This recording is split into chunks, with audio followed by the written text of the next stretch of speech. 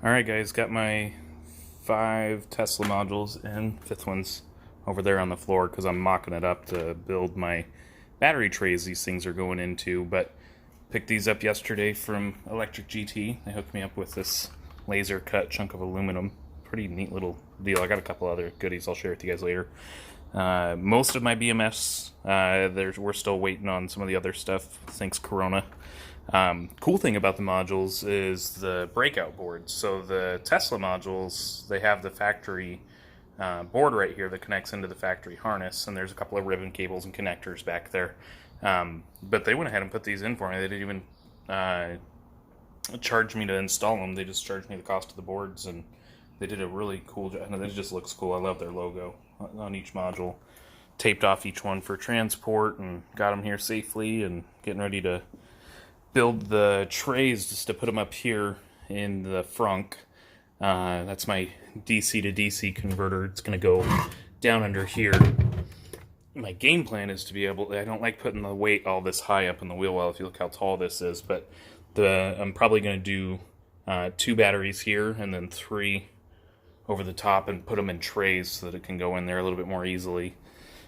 Here's the module itself. They're not that heavy for what they are. They're around 50 pounds or so, and building the tray to put in it. The cool thing, spent all this crazy money on the batteries and everything, but I got my favorite thing in the mail today as well too. I ordered this.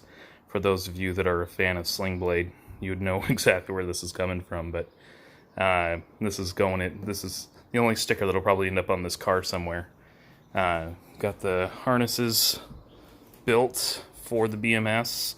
The BMS can't use at least the BMS that I'm using cannot use the factory thermistors inside of the packs.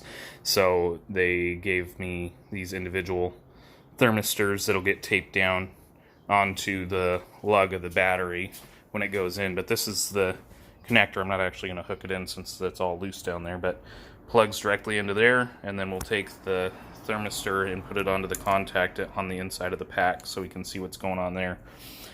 And then these plug into the breakouts for the BMS, which is all CAN based. So it's all, everybody gets so intimidated by the wiring for this, but with it being CAN based, essentially you just run your tap cells to the BMS and install the CAN lines in between everything. And I don't want to say it's that simple, but it is that simple essentially.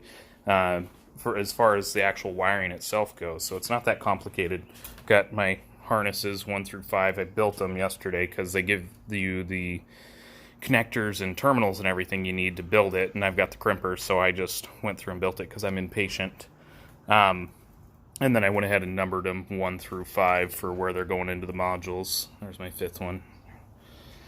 And motor should be here by the end of the month, but my trays, starting to build them out here. I still gotta waiting on my magnets to show up so I can actually square this thing up before I tack it in place. But gonna be building these trays to be able to, essentially I'm gonna put some padding and some insulator in there so we don't actually have any metal contact, but should be able to have these things hopefully together this weekend. And my motor, still waiting on my motor and my adapter, but should be done hopefully around the end of the month. And I would love for it to be done by Labor Day, but who knows what's going to happen with that. Or is it Memorial or Labor Day? I forget what's coming up.